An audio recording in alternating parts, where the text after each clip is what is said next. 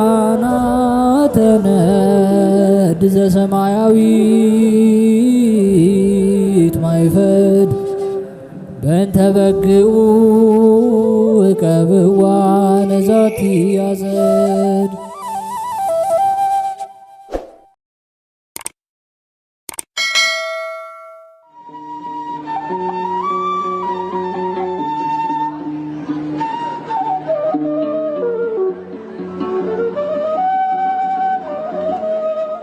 በስመ አብ ወወልድ ወመንፈስ ቅዱስ አሐዱ አምላክ አሜን። ኅዳር 26 የሚነበብ ስንክሳር። የቅዱስ ቢላርያኖስ የኪልቅያና የታቶስብያ ዕረፍት። ኅዳር 26 በዚች ዕለት ቅዱስ ቢላርያኖስ ሚስቱ ኪልቅያና እህቱ ታቶስብያ በሰማዕትነት አረፉ።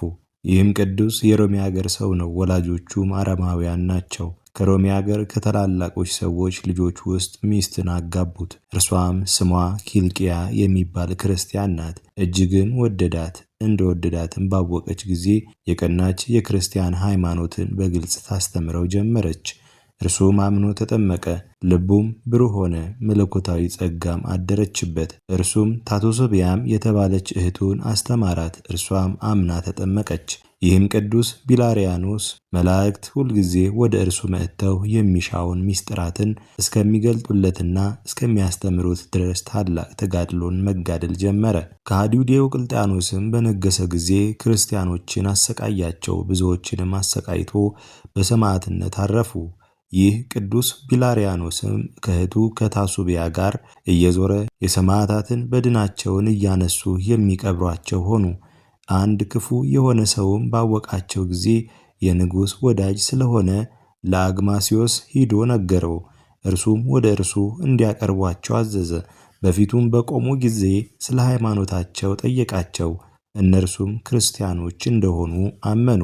ይህም መኮንን ሸነገላቸው። ለአማልክት ይሰዉ ዘንድ ብዙ ቃል ኪዳን ገባላቸው። እነርሱ ግን አልሰሙትም። እንዲህም ብሎ አስፈራራቸው። ካልሰማችሁና ለአማልክት ካልሰዋችሁ እኔ በጽኑ ስቃይ አሰቃያችኋለሁ አላቸው። እነርሱም ስቃዩን ከቶ አልፈሩም። ጽናታቸውንና ትዕግስታቸውን አይቶ አንገታቸውን ለሚቆርጥ አሳልፎ ሰጣቸው። ራሶቻቸውንም በቆረጧቸው ጊዜ ከዚያ ያሉ ሁሉ ነፍሶቻቸውን በደስታ ሲቀበሉ ብርሃናውያን መላእክትን አዩአቸው። መኮንኑም ይህንን አይቶ ክብር ይግባውና በጌታችን ኢየሱስ ክርስቶስ አመነ። ንጉሥም 3 ቀን አሰረው። በአራተኛውም ቀን ከእስር ቤት አስወጥቶ ራሱን በሰይፍ አስቆረጠው። ከቅዱስ ቢላርያኖስና ከሚስቱ ኪልቅያና ከእህቱ ታቶስብያ ጋር የሰማዕትነት አክሊልን በመንግሥተ ሰማያት ተቀበለ። ለእግዚአብሔርም ምስጋና ይሁን። እኛንም በቅዱሳን ሰማዕታት ጸሎታቸው ይማረን፣ በረከታቸውም ከእኛ ጋር ትኑር ለዘላለሙ አሜን። የጎርጎርዮስና የሞዓ መታሰቢያ። በዚችም ቀን ቅዱሳን የደሴተ ሰንሲላ ኤጲስቆጶስና ጎርጎርዮስና የሐይቅ ኢየሱስ ሞዓ መታሰቢያቸው ነው። በረከታቸውም ከእኛ ጋር ትኑር ለዘላለሙ አሜን። የሀገረ ናግራን ሰማዕታትና የቅዱስ ሂሩት መታሰቢያ። በዚችም ቀን የሀገረ ናግራን ሰማዕታትና የአባታቸውም የቅዱስ ሂሩት መታሰቢያቸው ነው። ይህም ዮስጢስኖስ ለቆስጠንጠንያ በነገሰ በ5ኛው ዓመት ለኢየሩሳሌም አባ ዮሐንስ፣ ለእስክንድሪያ አባ ጢሞቴዎስ፣ ለቆስጠንጠንያም አባ ጢሞቴዎስ፣ ለአንጾኪያም አባ አውፍራሲዮስ ሊቃነ ጳጳሳት ሁነው ሳለ በኢትዮጵያ ጻድቁ ካሌብ ነግሶ ሳለ በዚያን ወራት ለአይሁድ ስሙ ፊንሃስ የሚባል አይሁዳዊ ነገሰ። በመጀመሪያ ግን ሳባ የተባለች ሀገር በኢትዮጵያ ነገስታት እጅ ነበረች። የሮም ነገስታት አስባስያኖስና ጥጦስ ከኢየሩሳሌም አይሁድን ባሳደዷቸው ጊዜ ይህችን ሳባን አይሁድ ወረሷት። በውስጧም በኢየሱስ ክርስቶስ የሚያምኑ ብዙዎች ክርስቲያኖች የሚኖሩባት ታላቅ ከተማ አለች። ይህም የተረገመ አይሁዳዊ ፊንሃስ ሊያጠፉት በመጣ ጊዜ የዚችን የከበረች ሀገር በመስቀል ምልክት በዙሪያዋ ያለ ቅጽሯን በበሮቿና በግንባጥሯ ላይ ያሉ ብዙ አርበኞች ሰራዊትን አይቶ በምንም ምክንያት ሊግባባት ስላልቻለው ተቆጣ። እግዚአብሔር አጽንቷታልና፣ ነገር ግን በውጭ ያገኛቸውን ገበሬዎች ገደለ። ታናናሾችንም ማርኮ ለባሮቹ ሰጣቸው። ይህም ዲያብሎስን የሚመስለው አይሁዳዊ የኦሪትና የነቢያት ፈጣሪ በሆነ በእግዚአብሔር ስም እየማለ በተንኮል መልእክትን ላከ። እንዲህም አላቸው፣ እኔ ከእናንተ ጋር ጠብ አልሻም፣ ከሀገር ሰው አንዱን ስኳ ማጥፋት አልፈልግም። በሀገሪቱም ውስጥ የደም ጠብታ አይፈስም። ነገር ግን የከተማዋን አሰራሯን፣ አደባባዮቿን፣ ገበያዎቿን ማየት እሻለሁ። ለሀገር ሰዎችም የተናገረ እውነት መሰላቸው። የከአቢ ልጅ አባት ሂሩት ይህንን አይሁዳዊ አትመኑት፣ ሐሰተኛ ነውና ደጁንም አትክፈቱለት አላቸው። አባት ሂሩትንም አልሰሙትም። ደጁንም ከፈቱለትና ገባ። ከገባ በኋላም አስቀድሞ የሀገሪቱን ሰዎች ገንዘባቸውን እንዲዘርፏቸው አዘዘ። ሁለተኛም ነበልባሉ ወደ አየር እስኪደርስ ድረስ እሳትን አንድደው የሀገሪቱን ኤጲስቆጶስ አባ ጳውሎስን እንዲያመጡ ታዘዘ። እርሱ እንደሞተ በነገሩት ጊዜ አጽሙንም ከመቃብር አውጥቶ አቃጠለው። ከዚህም በኋላ ቀሳውስትንና ዲያቆናትን፣ መነኮሳትን፣ አንባቢዎችንና መዘምራኑን በቀንና በሌሊት መጽሐፍቶችን ማንበብ የሚተጉትን ሰበሰበ። እነርሱንም ከእሳት ውስጥ ጨመራቸው። ቁጥራቸውም 4027 ነፍስ ሆነ። ክርስቲያኖችን በዚህ ሊያስፈራራቸው አስቧልና። ዳግመኛም የብረት ዛንጅር በቅዱስ አባት ሂሩት አንገት ውስጥ እንዲያስገቡ እጆቹንና እግሮቹንም እንዲያስሩ ታዘዘ። ታላላቆችና የሀገሩን መኳንንትንም እንዲያስሯቸው፣ ክርስቶስን የማይክደው ሁሉ እንዲህ ተሰቃይቶ በክፉ አሟሟት ይሞታል የሚል አዋጅ ነጋሪ እየጮኸ በከተማው ውስጥ እንዲያዞሯቸው አዘዘ። ቅዱሳን የክርስቲያን ወገኖች በሰሙ ጊዜ እንዲህ እያሉ ጮኹ፣ እኛ ያመንበትንና በስሙ የተጠመቅንበትን ክብር ይግባውና ክርስቶስን አንክድም። ይህ እርጉም አይሁዳዊ ሰምቶ ወንዶችንና ሴቶችን፣ ወጣቶችንና ሕፃናትን፣ ሽማግሌዎችን ሁሉንም እንዲገሉ አዘዘና ገደሏቸው። ቁጥራቸውም 24252 ነፍስ ሆነ። ከዚህም በኋላ የቅዱስ ሂሩትን ሚስት ቅድስት ድማህን ከሁለት ሴቶች ልጆቿ ጋር ያዟት። እነርሱም በቤታቸው መስኮት ከሚገባው በቀር ፀሐይ ያልነካቸው ናቸው። ደርሰውም በአይሁዳዊ ንጉሥ ፊት በቆሙ ጊዜ እርሱም ሃይማኖታቸውን ያስክዳቸው ዘንድ በብዙ ተንኮል ሊሸነግሏቸው ጀመረ። እምቢም ባሉት ጊዜ የራሳቸውን መሸፈኛ እንዲገልጧቸው አዘዘ። የሀገር ሴቶችም እስከሚያለቅሱ ድረስ ከልጆቿም የምታንስ አንዲቱ ዕድሜዋ 12 ዓመት የሆነ ከንጉሥ ፊት ላይ ምራቋን ተፋችበት። ወታደሩም አይቶ ሰይፉን መዞ አንገቷን ቆረጠ፣ የእህቷንም አንገት ቆረጠ። ይህ የረከሰ አይሁዳዊ ንጉሥም ለቅድስት ድማህ የልጆቿን ደም እንዲያጠጧት አዘዘ። እርሷም ቀምሳ የሕያው እግዚአብሔር ልጅ ጌታ ኢየሱስ ክርስቶስ ሆይ አመሰግንሃለሁ፣ እንደ ቁርባን መስዋዕት የሆነውን የልጆችን ደም እኔ ባሪያህ እንድቀምስ አድርገሃልና አለች። በዚያም ጊዜ እርሷንም በሰይፍ አንገቷን እንዲቆርጡ ዳግመኛ አዘዘ። ተጋድሏቸውንም ፈጸሙ። ከዚህም በኋላ ቅዱስ ሂሩትን ከእስር ቤት እንዲያመጡት ንጉሥ አዘዘ። ከእርሱም ጋር 1040 እስረኞች ሰዎች አሉ። ሃይማኖቱንም ይተው ዘንድ አስገደደው።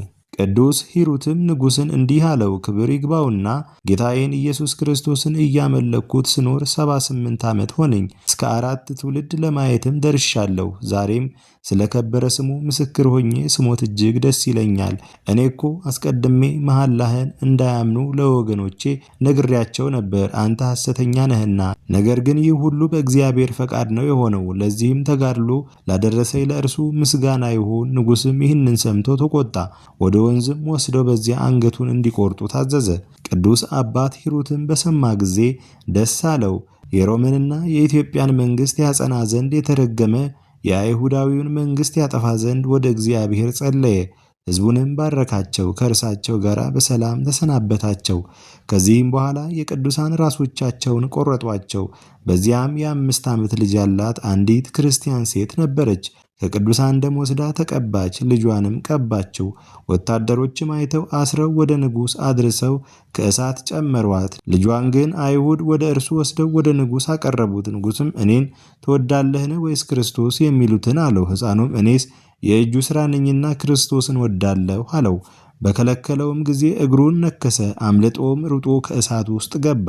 ሁለተኛም የ10 ወር ሕፃን እንደተሸከመች አንዲት ሴት አመጧት። እርሷም ልጄ ሆይ ላዝንልህ አልቻልኩም አለችው።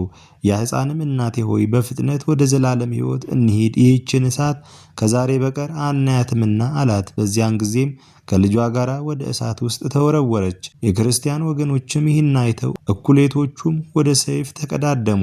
የአይሁድ ጉባኤ እጹብ እጹብ ብለው እስከሚያደንቁ ድረስ። ከዚህም በኋላ እሳቱ በሰማይ ውስጥ መልቶ 40 ቀን 40 ሌሊት ታየ። የአይሁድ ንጉሥ ፊንሐስም ወደ ሀገሩ በሄደ ጊዜ ወደ ነገሥታቱ ሁሉ በኃይሉ እየተመካ ላከባቸው። የሮሜ ንጉሥ ዩስጢኖስም ሰምቶ ወደ እስክንድሪያ ሊቀ ጳጳሳት ወደ አባ ጢሞቴዎስ ላከ። በሀገረ ናግራን ለሚኖሩ የክርስቲያን ወገኖች ደማቸውን ይበቀል ዘንድ ለኢትዮጵያ ንጉሥ ለካሌብ መልእክትን እንዲልክ ነው። የኢትዮጵያ ንጉሥ ካሌብም መልእክትን በደረሰው ጊዜ ፈጥኖ ተነሳ። በዋሻ ከሚኖር ከአባ ጰንጠሊዮን በረከትን ተቀብሎ ከብዙ ሰራዊት ጋር በመርከቦች ተጭኖ ሄደ። በደረሰም ጊዜ የሳባን ንጉሥ የፊንሐስን አገር አጠፋ። ሰውም ሆነ እንስሳም ሆነ ሸሽቶ የሚያመልጥ እንኳ ምንምን ሳያስቀር አጠፋቸው። የናግራንን ከተማ ሕንፃዋን አደሰ። የሰማዕታትን መታሰቢያ አቆመ። ከዚህም በኋላ ወደ ሮሜ ንጉሥ ዮስጢኖስ ወደ እስክንድሪያ ሊቀ ጳጳስ አባ ጢሞቴዎስ የምስራች ላከ። እነርሱም ሰምተው እጅግ ደስ አላቸው፣ እግዚአብሔርንም አመሰገኑት። ለእግዚአብሔርም ምስጋና ይሁን፣ እኛንም በእኒህ ሰማዕታት ጸሎት ይማረን፣ በረከታቸውም ከእኛ ጋር ትኑር ለዘላለሙ አሜን። የአቡነ ሀብተ ማርያም የዕረፍቱ መታሰቢያ። በዚችም ቀን የተመሰገነና የከበረ ንጹሕም የሆነ ኢትዮጵያዊ የአባታችን የአቡነ ሀብተ ማርያም የዕረፍቱ መታሰቢያ ነው። የዚህ ቅዱስ አባት የትውልድ ሀገሩ የራውዕ በምትባል በስተ ምስራቅ ባለች ሀገር ውስጥ ነው። በዚያም ስሙ ፌብሩክ የሚባል አንድ ሰው ነበረ። ይህም ክቡራንና ታላላቅ ከሚባሉት ከዚህች ሀገር ታላላቅ ሰዎች አንዱ ነው። እጅግም ሀብታም ነበር፣ ብዙ ንብረትም አለው። በሕጋዊ ጋብቻ ስሟ ዮስቴና የምትባል ብላቴና ድንግልን አገባ። ይህችን የተመረጠች በበጎ ሥራ የተሸለመችና ያጌጠች ናት። ነገር ግን አስቀድመን በዚህ ዓለም ከሕግ ባለዋ ጋር በንጹሕ ጋብቻ እግዚአብሔርን በመፍራት ምጽዋትን በመስጠት የዋህነትን፣ ትሕትናን፣ ፍቅርን፣ ትዕግስትን ገንዘብ አድርጋ በጾም በጸሎት ተወስና እንደኖረች እንነግራችኋለን። በእንደዚህም ሳለች ጌታችን በወንጌሉ ሰው ዓለሙን ቢያተርፍ ነፍሱን ካጠፋ ምን ይጠቅመዋል እንዳለ ላንቺ በዚህ ዓለም መኖር ምን ይረባሻል የሚል ሐሳብ መጣባት። ከዚህም በኋላ ወጣች። ፈጥና በሀገሯ ትይዩ ወደሆነ ምድረ በዳ ደርሳ ወደ መካከሉ ገባች። በዚያም በረሃ አራዊት እንጂ ሰው አይኖርበትም። በዚያም ደጃፏ የተከፈተ ታናሽ ዋሻ አግኝታ ምንምን ሳትነጋገር ወደ ውስጧ ገብታ ቆመች። የዳዊትንም መዝሙር የሚጸልይ ሰው አይታ ደነገጠች። እርሱም ባያት ጊዜ ፍርሃትና መንቀጥቀጥ በላዩ ወረደበት። በመስቀል ምልክትም በላዩዋ አማትቦ የእግዚአብሔርን ስም ጠራ። እንዳልሸሸችም አይቶ ሰው መሆኗን አወቀ። ባወቀም ጊዜ እንዲህ ብሎ ገሰጻት፣ ወደዚህ ምን አመጣሽ?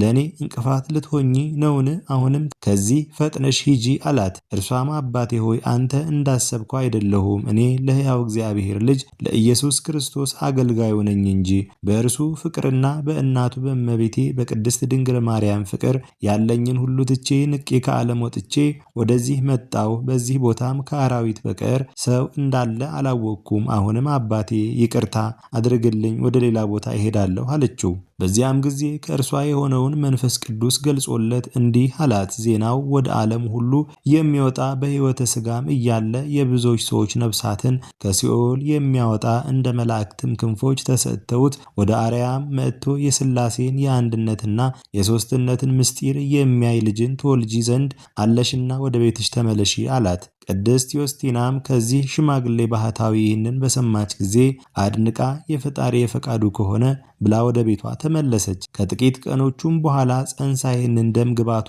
መልኩ የሚያምር ልጅን ወለደች። በእናትና በአባቱ ቤትም ታላቅ ደስታ ሆኖ ለድሆችና ለጦም አዳሪዎችም ለዘመዶቻቸውና ለጎረቤቶቻቸው ታላቅ ምሳ አደረጉ።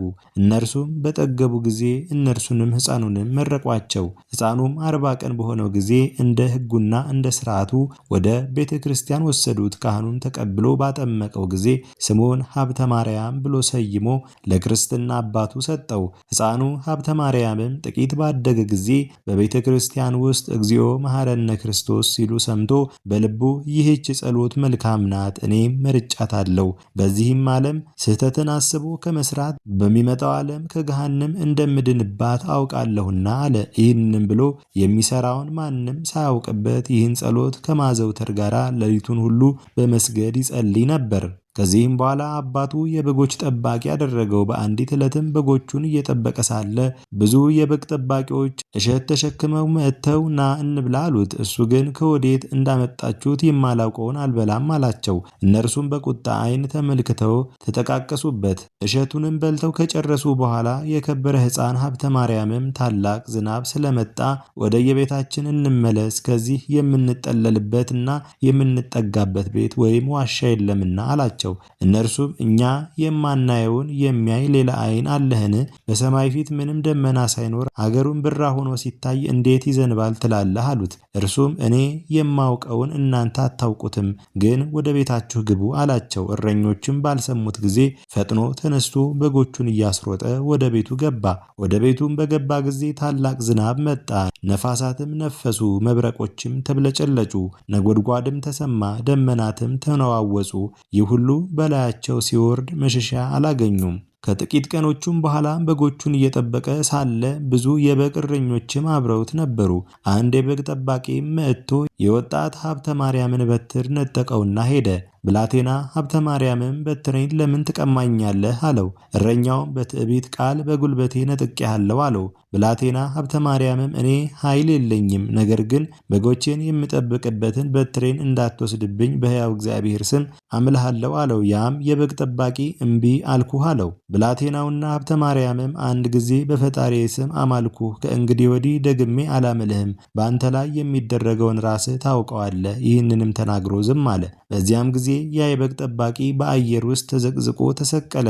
የእግዚአብሔር አገልጋይ ሀብተ ማርያም ማረኝ እያለ ይጮህ ጀመረ።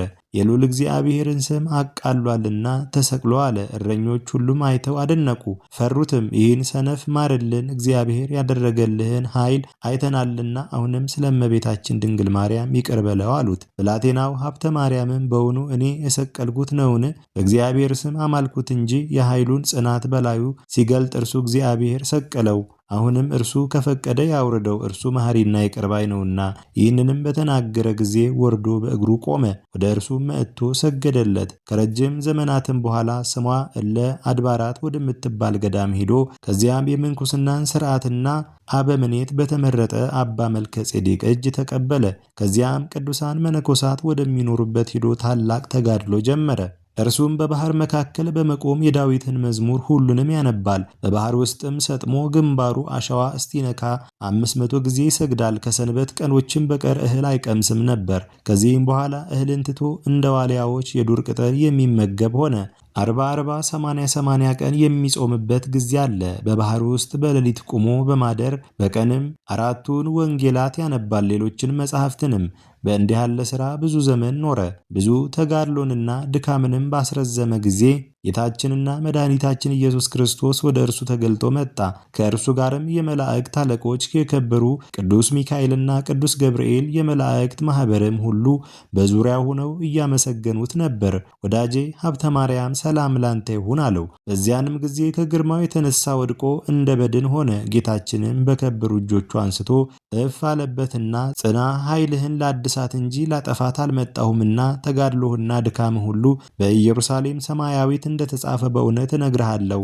እነሆ እኔ በጎ ዋጋህን በዚህ ዓለም በሚመጣውም ዓለም እከፍልሃለሁ። የማቴዎስንና የማርቆስን ወንጌል በምታነብ ጊዜ በታታዎችን በዋሻዎች በፍርጉታ ተሰውረው ወደሚኖሩ እንዳንተ ካሉ ቅዱሳን ጋር ለመገናኘት በላዩ ተቀምጠህ ወደ ምስራቅ፣ ወደ ምዕራብ፣ ወደ ሰሜንና ወደ ደቡብ የምትበርበትን የብርሃን ሰረገላ ሰጠሁ። ሉቃስና ዮሐንስ የጻፉትን ወንጌል ባነበብክ ጊዜ ሥጋዬንና ደሜን በዚያ ትቀበል ዘንድ በላዩ ተቀምጠህ ወደ ኢየሩሳሌም የምትሄድበት የእሳት ሰረገላ ሰጠሁ አለው። ከብዙ ዘመናትና ከብዙ ተጋድሎ በኋላ የሚሞትበት ጊዜ ሲደርስ ለሞቱ ምክንያት የሚሆን ቸነፈር ያዘው። ክብር ይግባውና ጌታችን ኢየሱስ ክርስቶስ ወደ እሱ መጥቶ ወዳጄ ሀብተ ማርያም ሰላም ላንተ ይሁን፣ ዛሬ ግን የመጣሁት ከድካምህ ወደ ዕረፍት ልወስድህ ነው። እነሆ 7 አክሊላትን አዘጋጅቼ ሰርቼልሃለሁና አንዱ ስለ ድንግልና፣ ሁለተኛው ዓለምንና በውስጡ ያለውን ሁሉን ትተህ በመውጣት፣ ሶስተኛው ፍጹም ስለሆነ ምንኩስና፣ አራተኛው አራቱን ወንጌሎችን አዘውትረህ የምታነብ በመሆንህ፣ አምስተኛው ስለ እኔ ፍቅር መራብና መጠማትን ስለታገስክ፣ ስድስተኛው በልብህ ቂምና በቀልን ባለማሳደርህ፣ ሰባተኛውም ስለ ንጹሕ ክህነትህና ስለምታደርገው ያማረ የተወደደ ዕጣንህና መሥዋዕትህ ሰጠሁ። እኒህ 7ቱ አክሊላትን ለእያንዳንዳቸው 15 15 ኅብር አላቸው። መታሰቢያህን ካደረጉና በጸሎትህ ከተማጸኑ ጋር የምትገባበትን ቤት በውስጧ 500 የወርቅ አምዶች የተተከሉባትን ሰጠው። ደግሞ የእሳት መስቀልን፣ የወርቅ ጫማን፣ የብርሃን ልብስን፣ ስውር የሆነ መና እሰጥሃለሁ አለው። መድኃኒታችንም ይህንን ቃል ኪዳን ሲሰጠው በየነገዳቸውና በየስርዓታቸው 99 የመላእክት ሰራዊት መጥተው ወዳጃችን ሰላም ላንተ ይሁን፣ ዛሬ እስከ ፀሐይ 7 እጅ ወደምታበራ ሀገራችን በዝማሬና በማህሌት አክብረን ልንወስድህ መጣን አሉት። አባታችን ሀብተ ማርያምን በሰማያት ለእግዚአብሔር ምስጋና ይሁን፣ በምድርም ሰላም ሆነ፣ ለሰውም ነጻነቱ ሊሰጠው አለ። ይህንንም በተናገረ ጊዜ ጌታችን በሦስትነቱ ተገልጦ ታየውና የመጥምቁ ቅዱስ ዮሐንስን ሀገር ተጠጋግታ ያለች ከፀሐይ 7 እጅ የምታበራ ሀገርን እሰጥህ ዘንድ በራሴ ማልኩልህ አለው። መታሰቢያህን የሚያደርገውን በስምህ ለቤተ ክርስቲያን መባ የሚሰጠውን ስምህንም የጠራውን ወደዚች ሀገር አገባዋለሁ። አራቱን ወንጌሎችንም እያነበብክ ስለኖር የየአንዲቱን ቃል ፍሬዋን 1,000 አደረግኩልህ። ይኸውም ካንተ በኋላ ለሚመጡ ልጆችህ መጽሐፈ ገድልህን ለሚያነቡና በእምነት ለሚሰሙ የገድልህ መጽሐፍ በተነበበበት ውሃ ለሚረጩ ለሚነከሩበት ይህን ቃል ኪዳን ሰጥቻለሁ። ከዚህም በኋላ መድኃኒታችን አፉን 3 ጊዜ ሳመው። በዚያም ጊዜ ከፍቅሩ ጣዕም ብዛት የተነሳ ነፍሱ ከስጋዋ ተለየች። ጌታችንም ተቀብሎ አቅፎ ከእርሱ ጋር አሳረጋት። በመላእክት ጉባኤም ብዙ ምስጋና ተደረገ። ለእግዚአብሔርም ምስጋና ይሁን። እኛንም በዚህ ጻድቅ ጸሎት ይማረን፣ በረከቱም ከእኛ ጋር ትኑር ለዘላለሙ አሜን። የጌሌዎስ፣ የምክዋኖስ፣ የማርሌዎስ መታሰቢያ። በዚችም ቀን የጌሌዎስ፣ የምክዋኖስና የማርሌዎስ መታሰቢያቸው ነው። በረከታቸውም ከእኛ ጋር ትኑር ለዘላለሙ አሜን። አስጀምሮ ላስፈጸመን ለልዑል እግዚአብሔር ክብር ምስጋና ይሁን መቼ መች ለዘላለሙ አሜን። ውድ የሊቃናት ሚዲያ ቤተሰቦቻችን ኅዳር 26 የሚነበብ ስንክሳር ወደ እናንተ አቀረብን። ይህን ይመስል ነበር። በቀጣይ በአዲስ ክፍል እስከምንገናኝ ድረስ እግዚአብሔር ቸር ያቆየን። መልካም ጊዜ